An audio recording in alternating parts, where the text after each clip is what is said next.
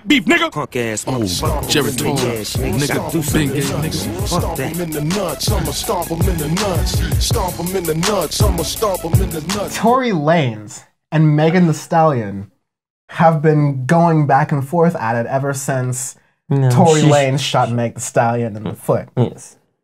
And proceeded to act like a bitch about it, lie about it, release a whole album gaslighting about it and claiming that Meg Thee Stallion was just making a thing for show, all during the context in which Breonna Taylor and other black women and other black trans women are basically just being ignored in this movement where, broadly speaking, black people most broadly are being ignored in society. So in this moment where you could have shown on being like a decent side, you literally, as Sean said in another episode, shot himself in the foot. But Tory Lanez pleads not guilty to the Megan Thee Stallion case. I think he was originally going to have this like legal hearing earlier in October, but it got postponed. I think like right around the time WAP got released, actually. That's hilarious.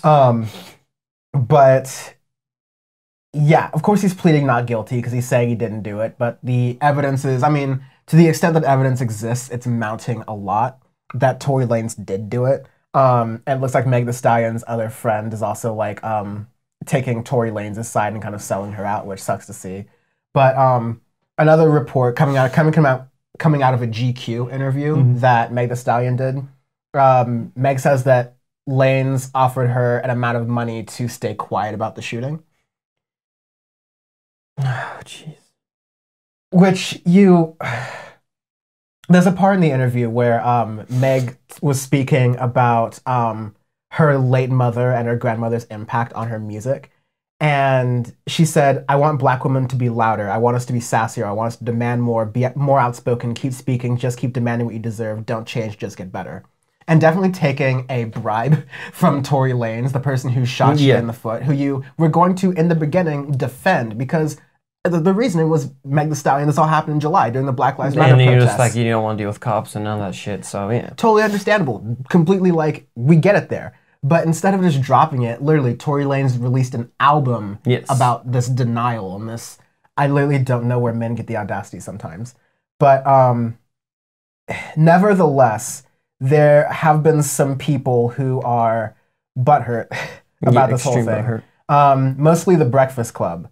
They're butthurt and saying Meg Thee Stallion's only talking to white publications because, you know, she had this huge spread in the New York Times. She had this huge spread in GQ where she's talking about the Tory Lanez incident and what her message is and all that stuff. And they're giving her, to their credit, even though those publications aren't like the most like perfect as far as like their understanding of black culture, they're giving her this platform and like she's using it. Any platform you can go on there. Go on Fox News and yell about such stuff. All whatever. I mean, it depends because like one argument against going on Fox News or against like going on media more general if you don't trust it is you can be worried about how they will distort or what angle they'll come at. And Megan Thee Stallion was going to do an interview with the Breakfast Club. It was scheduled, but she and her people said on the Breakfast Club no questions about Tory Lanez, which makes sense because on the Breakfast Club it's gonna be a little more like less structured, like a press interview. So you might ask off-the-wall questions like that, and that's the elephant in the room. But she didn't want to address that. I think the song on the first album, addresses it enough. So she didn't want to do it, and so because the Breakfast Club didn't agree to that sort of like side note in the agreement, Meg Thee Stallion didn't do the interview there. Response being Charlamagne the God and all those people going on the Breakfast Club accusing Meg Thee Stallion of only going to white publications.